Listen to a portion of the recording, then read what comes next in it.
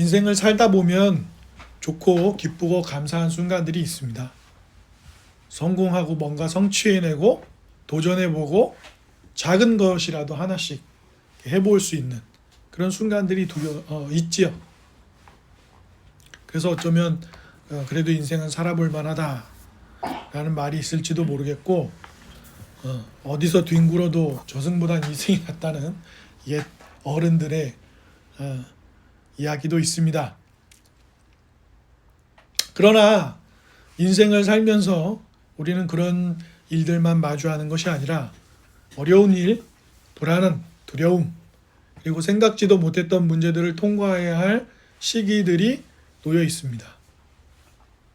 가만히 돌아보니까 저도 겁이 많은 것 같아요. 저는 겁도 많고, 김창완 씨가 그런 얘기 한 적이 있는데, 그 산울림 노래하시고 연기도 하시는, 제가 이름 잘못 얘기한 거 아니죠? 김창완 맞죠? 네. 그래서 그분이 그런 얘기 하시더라고요. 자기는 굉장히 지독한 염세주의자다. 그 염세주의자가 뭔지 아세요? 세상이 굉장히 어둡고 좋지 않은 부분에 이렇게 굉장히 그쪽으로 많이 기울어져 있어서 뭘 해도 뭐 인간이 그렇지, 뭐 세상이 그렇지, 뭐가 그렇지 이러면서 굉장히 그런 부분에 젖어 있는 그런 것들만 막 생각하고 모든 걸 그렇게만 보고 그런 분을 이제 염세주의 빠졌다 그렇게 이야기하곤 합니다. 저도 그런 비슷한 부분이 있어요. 네. 특히 누가 그런 얘기 하더라고요. 그 대기업의 그 대기업 회장 손자 손녀 아들 딸들은 어떻게 합니까? 어렸을 때부터 좋은 엘리트 코스를 막 밟은 다음에 해외 유학 보내서 해외 유수의 대학을 뭐 박사까지 하면 좋을지 모르겠지만 꼭 박사까지는 안 시키더라고요.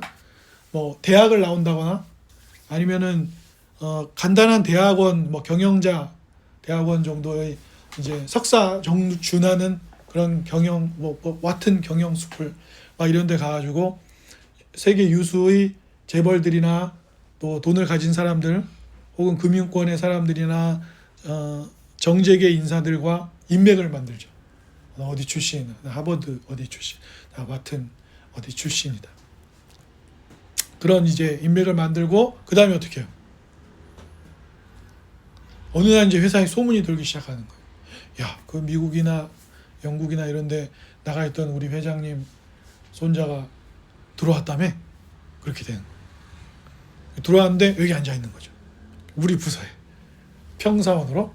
그래서 평사원으로 뭐 1년 안 하는 것 같긴 한데 모르겠어요. 회사마다 좀 다른 것 같긴 한데 뭐 몇 년을 하든 아니면 몇 개월 하든 그래 놓고 이제 어떻게 되는 거예요?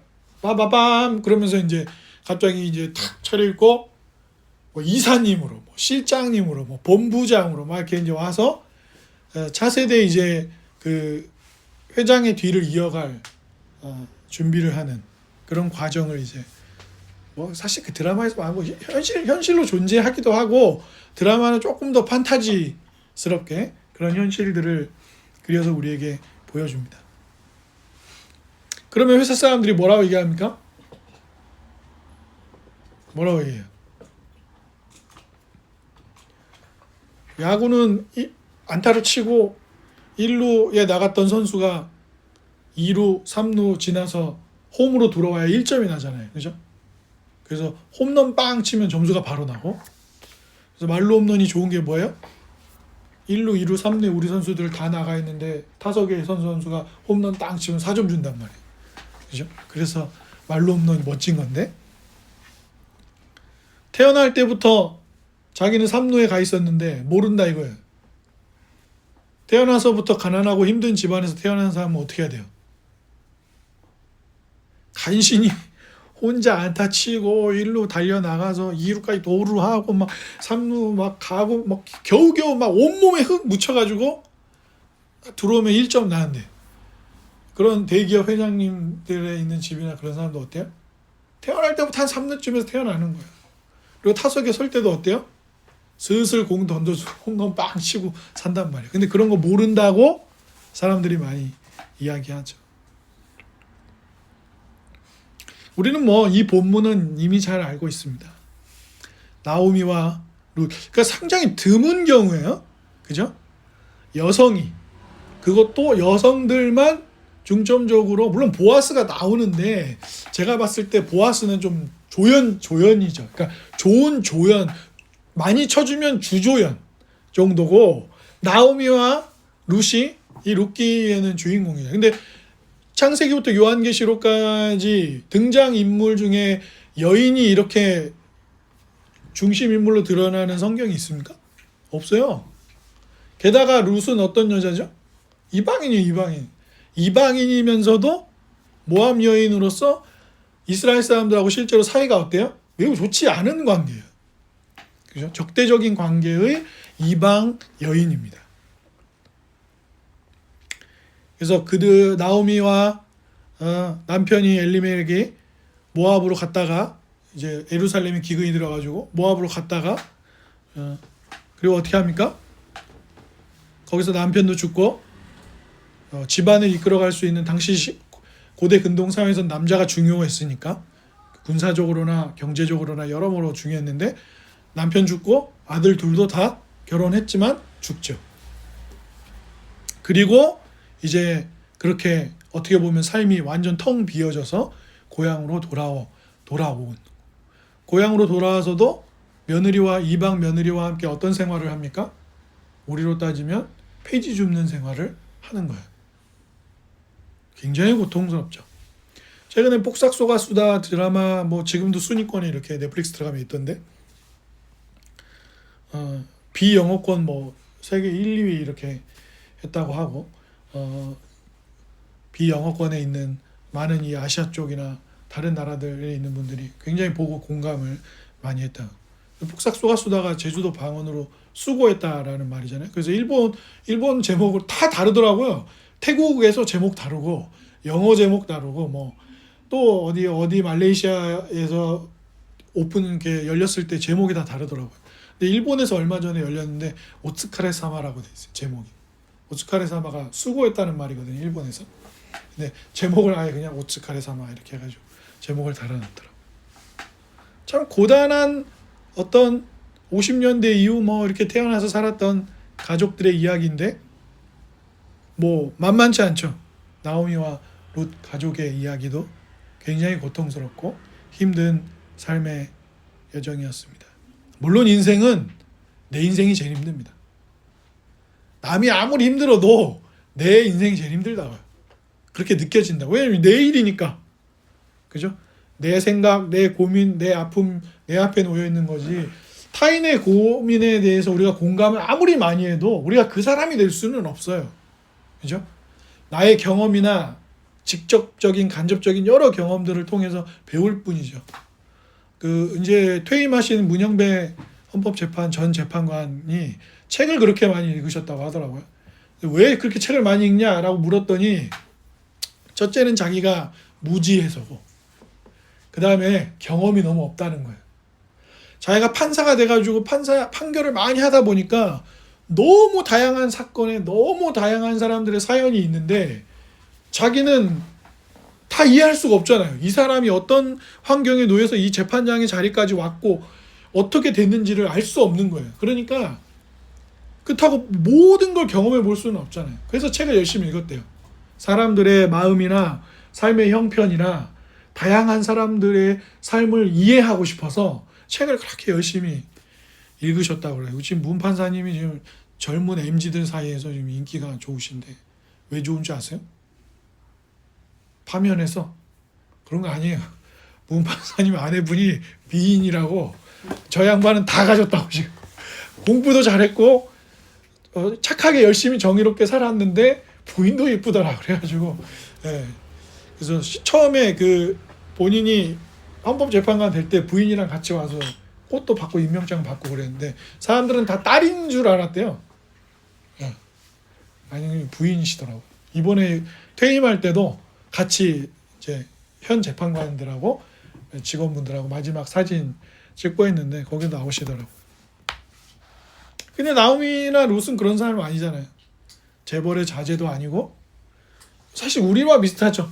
우리와 폭삭소가 수다에 나오는 주인공들이나 수고 많이 한 사람들의 삶과 비슷합니다.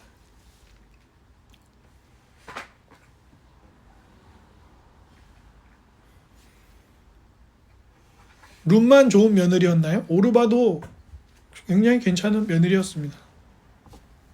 시어머니를 위로할 줄 알고 시어머니의 마음을 생각할 줄 알고 오르바도 시어머니 나오미를 따라서 나왔죠. 어머니 따라가겠다고. 그런데 나오미가 강력하게 말렸죠. 나는 이제 완전히 정말 텅 비어버린 내 삶에는 아무것도 남지 않은 그런 삶인데 그나마 고향 땅으로 돌아갈 뿐 고향에 돌아갔을 때 사람들이 엘리멜렉의 아내 나오미가 돌아왔다. 그러니까 나오미가 뭐라 그랬어요? 내 이름 이제 나오미라고 하지 마라. 그죠? 내 이름 그렇게 부르지 마라. 내 삶은 이제 텅 비어버린 그런 삶이 되었다고 꼭 얘기할 정도로 고향에 돌아왔을 때도 굉장히 고통스러워했는데 오르바도 참 괜찮았어요. 그런 어떤 선대, 친절을 나오미가 맛보죠.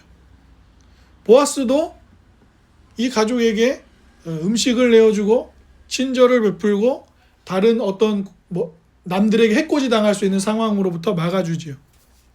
그런데 여기에는 한 가지 한계가 있어요. 우리가 아무리 누군가를 위해서 수고하고 헌신해 준다고 해도 우리의 삶이 그의 삶을 구원할 수는 없어요.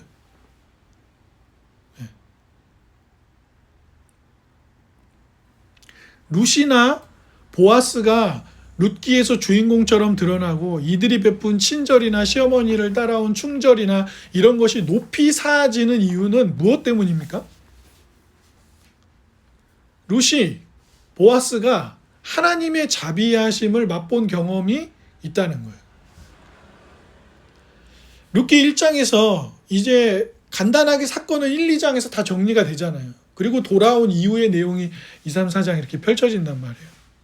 그런데 1장에 보면 제가 읽어드릴게요. 굉장히 놀라운 고백을 룻이 하는 장면이 나와요.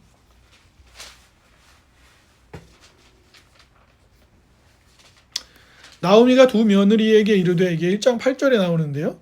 너희는 각기 너희 어머니의 집으로 돌아가라. 너희가 죽은 자들과 나를 선대한 것 같이 여호와께서 너희를 선대하시기를 원하며. 그러니까 두 사람 다 나오미를 선대한 거예요. 잘 대해준 거예요. 우리 어머니에게 있을게요. 어머니의 백성에게 함께 가겠습니다. 그죠? 근데 이제 오르바는 결국 눈물을 흘리며 떠나가게 되죠. 근데 16절에 룻이 이렇게 말해요.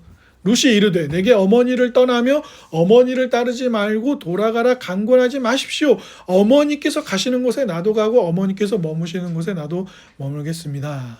어머니의 백성이 나의 백성이 되고 어머니의 하나님이 나의 하나님이 되리니 어머니께서 죽으시는 곳에서 나도 죽어 묻힐 것이라. 만일 내가 죽는 일 외에 어머니를 떠나면 여호와께서 내게 벌을 내리시고 더 내리시기를 원합니다. 라고 하는 이 1장에 잠깐 나오는 이 룻의 고백은 원어에는 이제 룻이 어머니의 하나님 그러면서 막 언급을 하잖아요. 근데 한글에는 티가 잘 안 나는데 원어 성경에 보면 룻은 그냥 신을 이야기하고 있는 것이 제가 뭐 잘못했습니까?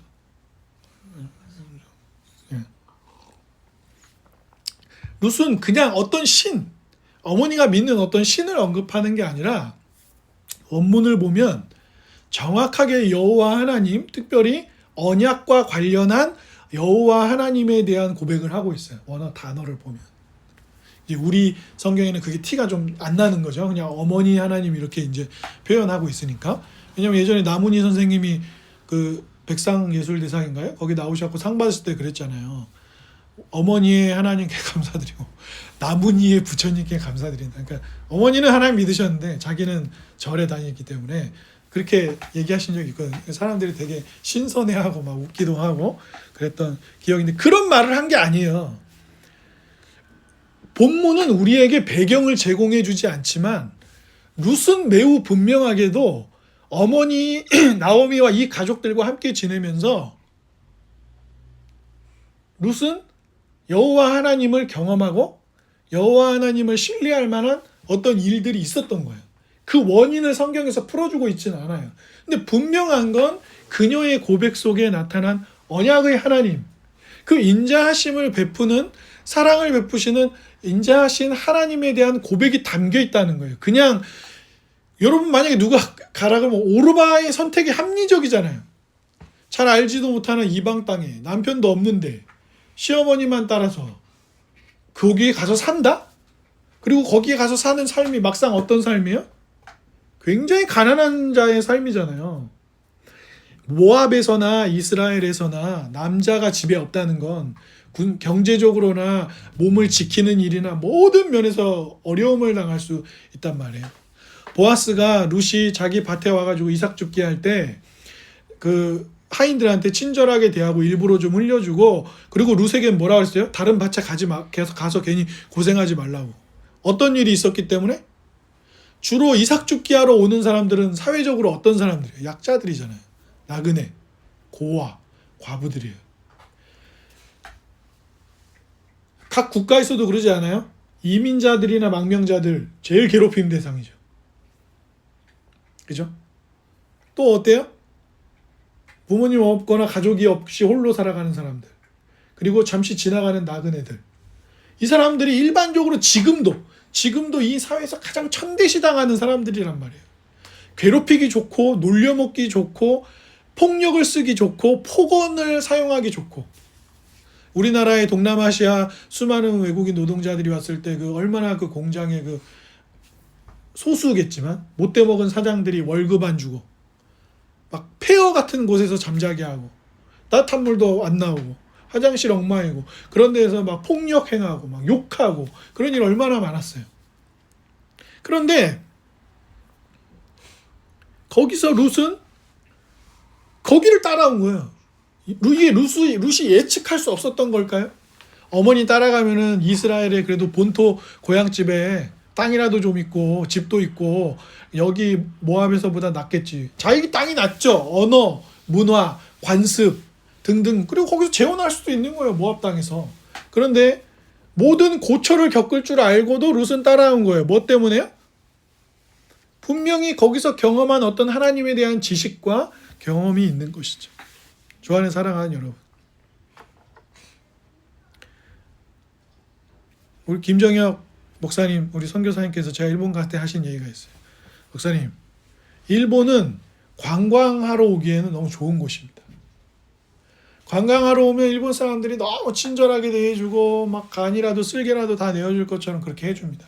하지만 10년 넘게 살아보니 외국인이 일본에 와서 살기에는 좋은 곳은 아닙니다. 너무 힘들어요. 이렇게 굉장히 얘기하셨어요. 마찬가지예요. 한 번 친절할 수 있죠. 한 번 도와줄 수 있죠. 두세 번 좋은 얘기 해줄 수 있죠. 왜? 남이니까 잠깐 관광 왔다가 갈 거잖아요. 이 사람 우리나라 와서 돈 쓰고 갈 거잖아요. 그죠? 그러니까 친절하게 해줄 수 있죠. 근데 친구가 되고 가까운 사람이 되고 함께 오랜 시간 머물게 되면요, 그럼 다른 거예요. 그래서 결혼한 사람들이 하는 얘기가 다 뭐라 그래요? 연애할 때랑 남자친구랑 남편은 다르다. 남자친구는 좋은 놈, 남편은 멍멍이. 뭐 이렇게 얘기하는 거죠. 네. 그렇게 얘기할 정도로 뭐예요? 우리는 이 세상을 살면서 친절과 예의와 그런 걸 경험하지만 실제로 인생을 살아가면서 겪는 일에 훨씬 많은 부분은 어때요? 그가 우리를 구원해 주지는 못해요. 그럼에도 불구하고 우리가 얼마나 많이 사람과 규칙과 규범과 법들을 의지합니까? 이번에 세계 모든 민주주의 국가들이 엄청 배웠어요. 엄청 공부를 했습니다. 뭘 공부했어요? 아무리 헌법이 있고 헌법보다 더 치밀한 법 체계가 있어도 법관들이 스스로 얘기해요. 뭐요? 법은 최소한이에요. 최소한. 그 얘기는 무슨 얘기입니까? 사람은 법으로 사는 것이 아니라 사람으로서 우리가 이렇게 살아야 돼. 우리는 사람이니까 이런 삶을 살아가야 아름다운 거야 라고 하는 사람들이 만들어가는 삶 자체가 훨씬 중요하다는 거예요. 법대로 하자. 그거 법치주의 아니에요. 그건 법 기술이죠. 법대로 하자는 세상이 제일 나쁜 세상이에요. 법대로 하자는. 그거 뭐 짜장면 먹을 때 법 있어요? 짜장면 짬뽕 고를 때 법이 있습니까? 내가 A라는 회사도 갈 수 있고 B라는 회사도 갈 수 있는데 거기 법으로 그게 법이 정해주나요? 그런 게 아니잖아요. 누구랑 친구할지 법에 써 있어요? 이런 사람과 친구를 해라. 이런 사람과는 친구하지 말. 모든 걸 법으로 재고할 수 없는 겁니다. 그러니까 법대로 움직이는 세상은 좋지 않은 세상이에요. 진시황이 나라를 통일하고 나라를 통치하는 방식이 뭐였습니까? 법가의 사상으로 통치한 거예요. 진나라를. 법가가 뭐였는데요? 모든 걸 법대로, 법을 위주로 강력하게 통치해라 했어요. 그러니까 너무 과했죠. 진시황이. 너무 강력하게 법으로 통제하고 막 그렇게 되니까 사람들의 삶이 너무 고통스러워요. 분석행유 이런 거 왜 일어났어요? 막 책 읽지 마. 책 다 태워버리고 막 이런 일이 일어나는 거예요. 독재의 방식으로. 다른 여러 가지 이유들도 있었겠지만요. 그러므로 우리가 일상에서 경험하는 우리 부장 참 친절해. 우리 부장 참 나이스해. 누구는 이래 저래. 우리 친구는 이래. 근데 친구 관계도 시간이 지나면 바뀌어요. 항상 똑같습니까? 20대 때 나한테 좋은 친구가 30대, 40대, 50대, 60대, 70대 때도 좋은 친구로 있을 확률은 매우 적어요. 친구 숫자도 줄어듭니다. 예전에 TV에 나오신 백일서 선생님한테 어떤 진행자가 물어봤어요. 선생님 친구분들은 어떻습니까? 그러니까 대답을 안 하시는 거예요. 그 질문자가 좀 당황을 했죠. 한참 생각하시더니 나 얘기 안 하고 싶은데. 왜 그러시죠? 친한 친구들 다 죽었어. 이제 나이가 80, 90대니까. 그죠? 사람의 자비라는 것은 한계가 있어요. 한계가. 친절도 두세 번이고 돈 빌려주는 것도 두세 번이고 적어요. 적어. 여러분 금융권에서 여러분들한테 문자 올 거예요. 은행, 신한은행, 기업은행, 국민은행 여러분이 쓰는 카드 회사들 계속 문자 보냅니다. 뭐라고요? 고객님에게만 특별히 저희가 우대해주는 이율로 장기 대출 해드립니다. 쓰세요. 고객님은 대상자입니다. 전화 옵니다. 김평누님이시죠? 무슨 카드 회사인데요. 그동안 저희 카드를 몇 년 동안 너무 잘 써주셔가지고 이번에 이율 3%로 장기 대출 5천만 원까지 받을 수 있습니다. 굉장히 우대해주는 것 같잖아요. 결국에 뭐예요? 돈 벌고 싶다는 얘기예요. 자기네 회사 돈 벌고 싶다는 얘기를. 어쨌든 내가 1%라도 이자를 내면 원금도 회수할 뿐더러 이자도 가져가는 거예요. 그래서 제가 알고 있는 금융권에 계신 분이 그래요. 은행은 절대로 망할 수 없다. 은행은 망할 수가 없다. 은행이 정말 이상한 멍청한 짓을 하지 않는 이상 은행은 망하지 않는다는 거예요. 얼마나 많은 돈의 크기를 가지고 많은 것을 가져갑니까? 굉장히 친절한 듯하고 예의를 지키는 것 같지만 우리는 사실은 굉장히 처절한 현장을 살고 있는 거예요. 그런데 나오미가 돌아간 이유가 있었죠. 예루살렘이 본토 땅이 고향 땅에 다시 먹을 것들이 있고 다시 이렇게 좋은 시기가 왔다더라 라는 얘기를 듣고 돌아가잖아요. 그죠? 소식을 듣는 거예요. 교회 가면 뭐 있어? 요즘 교회 다니는 사람들이 더 이상한데 거기 뭐가 있겠어? 라고 싶지만 하나님은 여기를 통해서 일하시는 거예요. 그러니까 여러분 너무 자괴감을 갖지 마세요. 제가 이제 이렇게 몇 년의 시간을 보내고 나니까 드는 생각은 뭔가를 자꾸 성공하고 성취하고 그러잖아요. 그러면 자기는 해냈기 때문에 해내지 못한 사람들을 좀 이렇게 내려다보는 그런 게 생겨요. 왜 돈을 못 모아? 나처럼 모으면 되지. 한 달에 162만 원씩. 예? 한 달에 162만 원씩 5년 모으면 너 1억 모을 수 있어. 그 다음에 1억 모으면 그러니까 제로에서 1억 모으는 것보다 그게 1억에서 10억 모이는 것보다 훨씬 힘들대요.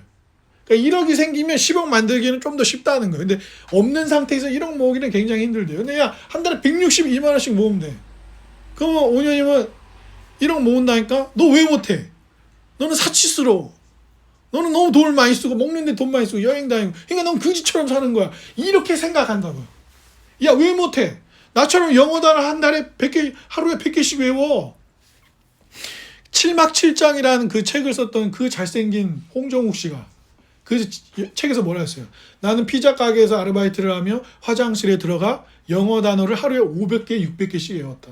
그 7막 7장 책 나오고 나서 얼마 많이 팔렸어요. 수많은 수험생들과 대학생들이 홍정욱 씨 책을 읽고 막 하루에 영어 단어 500개, 600개씩 외웠다. 자기들도 얼마나 열심히 따라하고 그랬냐고.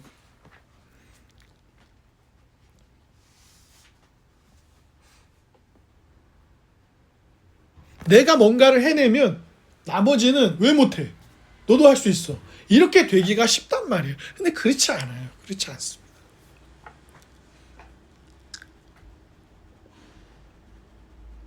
오히려 사람들이 무시하는 곳, 별것 아니라고 생각하는 곳, 당장 생각하면 어느 교회 가야 교회 생활을 잘할 수 있을 거예요. 어디를 가야 인생의 편안함을 누려요? 사람들이 많이 모이는 곳, 돈이 많이 모이는 곳, 내가 인맥이라고 할 수 있을 만한 로터리 클럽 같은 데 가면 내 인생이 훨씬 필 것 같죠. 근데 그렇지 않은 거예요. 그렇지 않은 거예요. 하나님은 버림받은 모세를 통해서, 하나님은 예수님처럼 초라한 말구에 태어나고 망명 갖다 쫓겨온 이를 통해서, 그리고 여러분이 잘 모르시는 게 있는데, 사도 바울이 다메섹에서 예수님이 사울아 사울아 네가 어찌 나를 핍박하냐? 그러면서 거기서 이 사람이 회심을 하잖아요. 예수님 믿게 되잖아요. 막 눈도 안 보였다 보이게 되고 바나바를 만나고 막 이렇게 된다고요. 근데 여러분이 모르시는 게 있어요. 사도 바울이 본격적으로 사역을 시작하기 전에 아라비아에 3년 갑니다. 그 시간에 무슨 일이 있었는지 대부분 몰라요. 알고 계셨어요? 사도 바울이 본격적으로 사도 생활하기 전에 한 몇 년 아라비아 광야에 가 있었다니까요. 사람들이 그걸 잘 몰라요.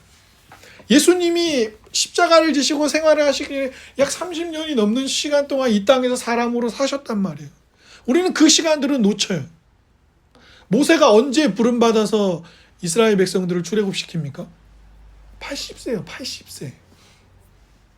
40에 사고치고 사람 죽여서 사고치고 떠났다가 40년 광야 생활하고 양치기하고 아내 만나고 십보라 만나고 40년 보내고 80세 돼서 하나님을 만나는 거예요. 떨기나무 불꽃에서. 우리는 그걸 놓쳐요. 사랑하는 여러분, 하나님은 우리에게 자비를 베푸실 때 좀 초라해 보이는 동네 할머니, 별것 아닌 것 같은 내 친구, 대단하게 보이는 크기가 좋은 교회나 이런 것이 아니라 별것 아닌 것들을 통해서 하신다고. 하나님이 저를 예수님 믿게 하실 때 무슨 위대한 일을 보여주시고 뭐 대단한 아니요, 그런 거 없어요. 그냥 우리 같은 반에 있는 친구들이 같은 교회 다니는 애들이 좀 있었고 걔네들이 그냥 저한테 야 우리 교회 가자 이렇게 얘기했을 뿐이에요.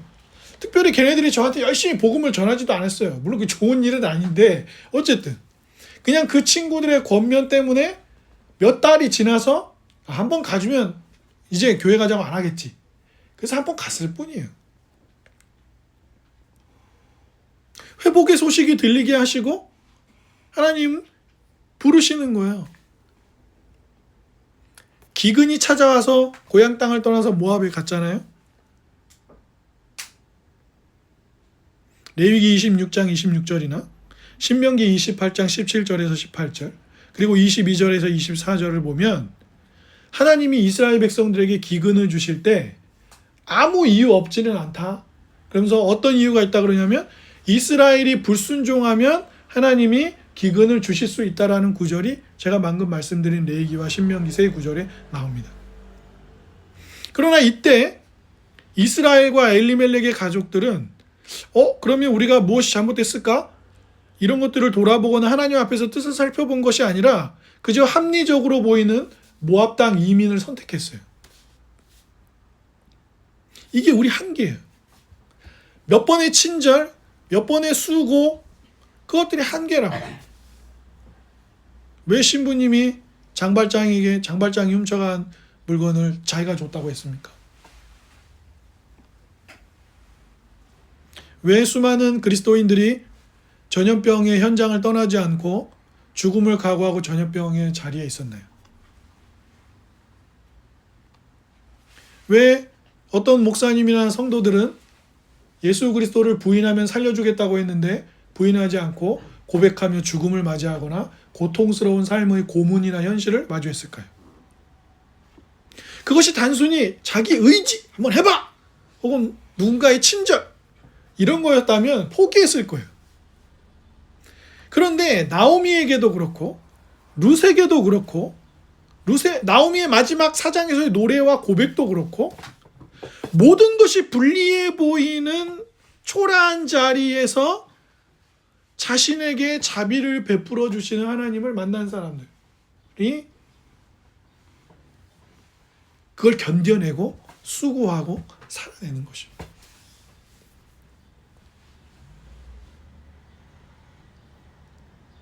김장하 선생이 중학교도 못 나오신 분이잖아요.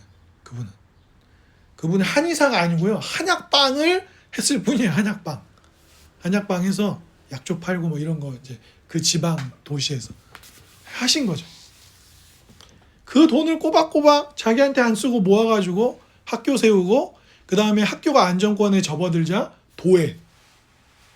도에다가 나라에다가 헌납하고 잘 더 해달라고, 그리고 수많은 장학생들을 키워냈어요.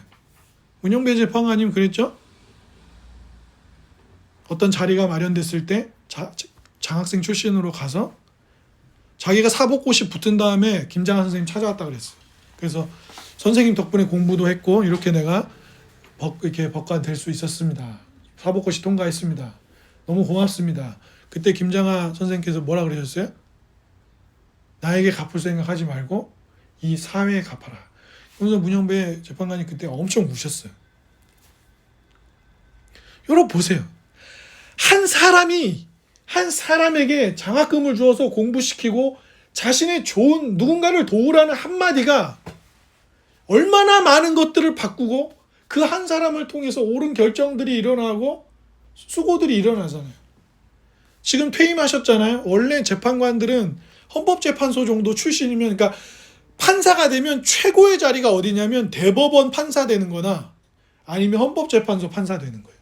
이게 판사들이 갈 수 있는 그 최고의 명예고 최고의 권력이에요. 근데 거기까지 갔잖아요. 그러면 은퇴하면 어떻게 하는 줄 알아요? 김앤장 그런 데 데려간단 말이에요. 왜? 일 시키려고? 퇴임했는데 일 안 시켜요. 그럼 뭐예요? 헌법재판소 출신 재판관이 우리 로펌에 있어요. 우리 변호사 사무실에 있습니다. 이름 딱 걸게 해주는 거예요. 그 이름 걸어주고 어떻게 해요? 1년에 연봉을 수십억씩 줘요. 그런데 재판관 될 때, 청문회 할 때, 이제 인사청문회 하잖아요. 이 사람 정말 할 거냐, 국회에서. 그때 뭐라 그랬냐면, 저는 퇴임하면 그런 이전에 선배들이 걸었던 그런 길을 가지 않을 겁니다. 돈을 버는 자리에 가지 않겠습니다. 이랬어요. 그리고 여러 차례 그런 얘기를 했었고, 아마 제가 알고 있기로는 진주 쪽에 무료 법률 사무소를 차려서 가난하거나 힘없는 사람들 무료 변론해주거나 상담해주려고 하시는 걸로 제가 그렇게 계획하고 계시는 걸로 알고 있어요. 동족방뇨라는 말이 있습니다. 그게 뭐예요? 언발에 오줌 눈다. 발이 꽁꽁 얼어서 막 동상 걸릴 것 같은데 오줌은 좀 따뜻하니까, 소변이 따뜻하니까 임시 방편으로 그렇게라도 해서 발을 살려보려고 하는 것이죠. 예, 세상엔 친절을 베푸는 사람들이 많고 종교와 무관하게, 배운 것과 무관하게, 나라와 문화와 나이와 성별과 무관하게 친절을 베풀고 함께하는 사람들이 있습니다. 그러나 그 어디에도 영원히 아름다운 지위와 죄로부터의 구원과 그것을 통해서 또 다른 사람들의 삶을 바꾸게 하는 일은 없어요. 친절도 한두 번이에요. 가족도 지쳐요. 네. 가족도 지치고 친절도 한두 번이고 모든 것을 누가 우리의 삶을 감내해 줄 수 없어요. 그런데 그리스도께서는 자기를 다 주신 거예요. 그러니까 요한복음 17장 앞부분에 나오는 기도가 너무 이상한 기도인 거예요. 아버지, 내가 태초부터 가졌던 영광을 다시 주십시오. 내가 아버지와 함께 누리는 그 영광을 나의 제자들에게도 주십시오라는 기도는 너무 이상한 기도예요. 왜? 그 기도가 이루어지려면 예수님이 이 기도가 끝나고 뭐 하셔야 돼요? 자기가 죽어야 돼요. 자기가. 어떤 국회의원이 그랬잖아요. 그 불난 현장에 화재 현장에 가갖고 뭐라 그랬어요? 그 홍수 현장 가가지고 뭐라 그랬어요? 그 사진 찍으려고 하니까 자기들 와서 일하는 척 하려고 사진 찍는다니까 이게 뭐 더 망했어야 되는데 막 이런 식으로 망발했다가 얼마나 욕먹고 그랬어요.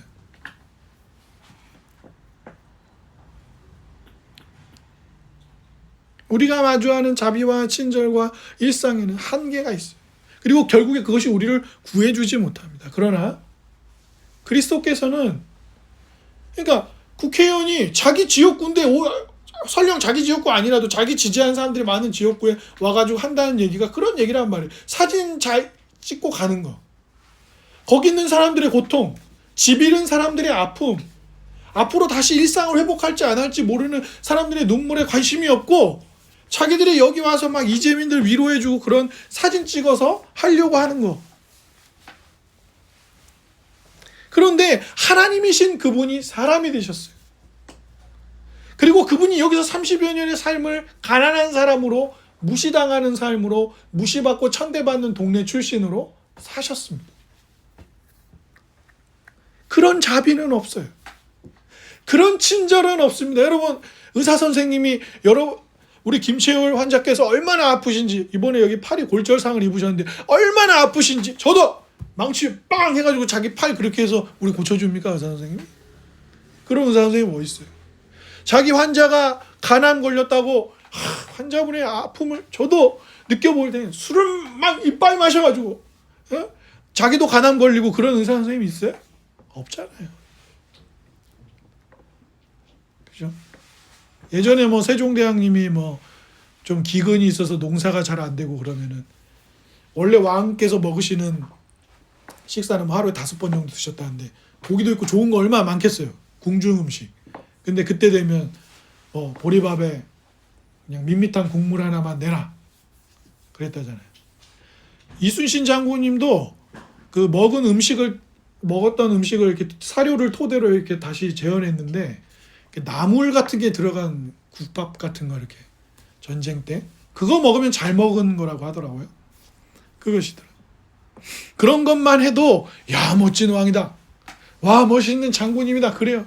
근데 우리 주님은 여기 오셔서 우리가 되셨고 우리가 되신 그분이 죄가 없는데 우리의 죄를 대신 짊어지고 형벌을 받으시고 우리를 생명으로 아버지께 인도하셨어요.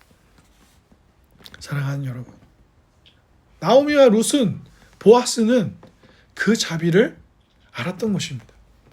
그리고 그의 가문을 통하여서 결국에 어떻게 되는 겁니까? 오벳은 이세를 낳았고, 그죠? 보아스는 오벳을 낳았어요. 누구를 통해서? 룻을 통해서. 그리고 그 오벳은 누구를 낳습니까? 이세를 낳죠. 이세는 누군데요?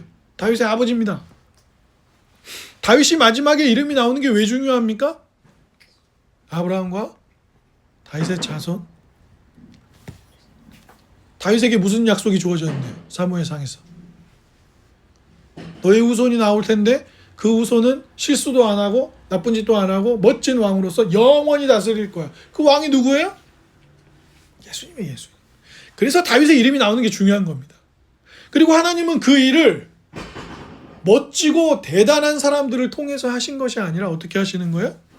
무시받고 천대당하는 나오미와 그의 며느리인 이방 여인을 통해서 일하시는 거예요. 룻기에 나오니까 이렇게 주인공처럼 보이는 거지 실제로 룻이 뭐 그렇게 대단한 여자예요.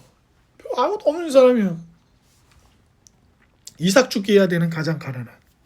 사랑하는 여러분, 하나님이 김채월 형제를 통해서 김문선 자매를 통해서 오 형제를 통해서 목사님 우리 교회는 작은데요? 우리 교회는 그렇게 생각보다 자주 모이지도 못하고 헌신적이지도 못하고 장점보다는 약한 부분도 많은데요? 우리의 가장 치명적 약점은 목사님 자신 아닙니까? 이렇게 얘기할 수 있는 상황에서 그래 우리 아무것도 못해. 우리 할 수 없어. 그냥 주일 예배나 잘 나오고 그러면 되는 거지. 뭘 할까? 아니요. 하나님은 그런 우리를 통해서 일하시는 거예요. 버림받은 아이를 통해서, 망명당해온 집안을 통해서, 이방인이라고 손가락질을 하고 적대적이어서 죽일 수도 있는 위기 속에서 하나님이 일하시는 겁니다. 하나님, 저는 돈이 많지 않은데요. 하나님, 저는 많이 배우지 못했는데요. 하나님, 저는 남자가 아닌데요. 여자가 아닌데요. 엄마가 아닌데요. 아빠가 아닌데요. 좋은 친구가 없는데요. 나 아무것도 가진 게 없고 할 줄 아는 게 없는데요. 그런데 하나님이 일하신다고. 대부분의 사람들의 삶이 다 우리랑 같이 뭐 또 별 다르겠어요. 마찬가지. 제가 아는 유명한 좋아하는 가수가 그랬다니까요. 오늘 뭐 맛있는 거 드시러 가세요? 기자가 물어보니까 오늘 집에 가서 저녁에 그냥 맹물에다가 누룽지 끓여 먹을 건데요. 비슷한 거예요. 비슷한 거라고. 그런데 하나님은 우리를 통해서 일하실 거란 말이에요. 꼭 대단한 성과를 내서가 아니라 우리가 입은 자비 때문에 누군가에게 친절을 베풀 때, 예전에 제가 채울이랑 어디 갈 때 계단에서 어떤 여자분이 되게 힘겹게 이렇게 캐리어를 끌고 내려가고 있어요. 그래서 제가 계단 내려갈 때 들어줬어요. 외국인이셨는데 그랬더니 채울이가 저보고 오 그죠? 근데 그 외국분한테는 제가 돌아가기 전에 마지막 만난 외국인일 수도 있잖아요. 그죠? 그러면 한국 다시 가볼 만한데? 되게 친절해 그 사람들. 그럴 수 있는 거죠. 그러니 사랑하는 여러분, 먼저는 하나님의 자비를 더 깊이 맛보십시오. 그 깊이와 넓이를 측량할 수 없다. 사도 바울이 그랬습니다. 보고 맨날 똑같은 얘기 아니야? 예수님 십자가 진 얘기 맨날 똑같은 얘기 아니야? 근데 여러분 부모님 돌아가시고 나면 부모님이 우리랑 새로운 추억을 쌓습니까? 인생 살아온 거 그대로예요. 그런데도 그거 곱씹으면서 살 수 있는 힘이 생긴다고. 복음은 우리가 생각하는 것보다 항상 더 깊고 우리가 생각하는 것보다 항상 더 넓습니다. 그러니 그 복을 곱씹는 것을 놓치지 마십시오. 그 안에서 하나님이 여러분을 사랑하시는 것을, 그 자비를 발견하십시오.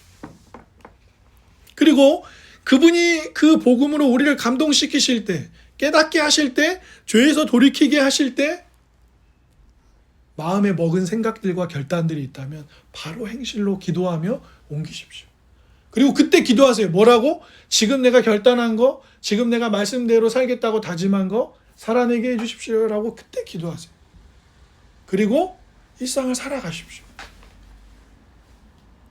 너의 삶이 아무리 작고 초라하고 평범해 보여도 하나님은 그것을 통해서 일하시는 것입니다. 문판사님 얘기를 여러 번 드렸지만 한 장학생이 이 얘기도 드렸죠. 선생님 죄송합니다. 저는 선생님한테 장학금 받고 공부했는데 특별한 사람이 되지 못했습니다. 그때 김창환 선생님이 그랬어요.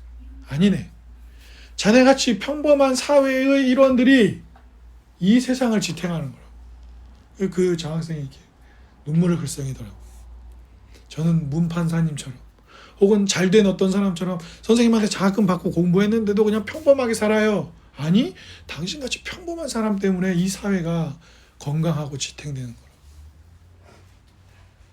위대한 인물, 유명해지는 거, 돈이나 명예나 권력을 잡는 그리스도인이 되는 것이 아니라 오늘 여기를 주님 말씀대로 따라가기 위해 그분의 자비를 깊이 맛보며 사는 여러분 때문에 세상이 그렇게 될 겁니다.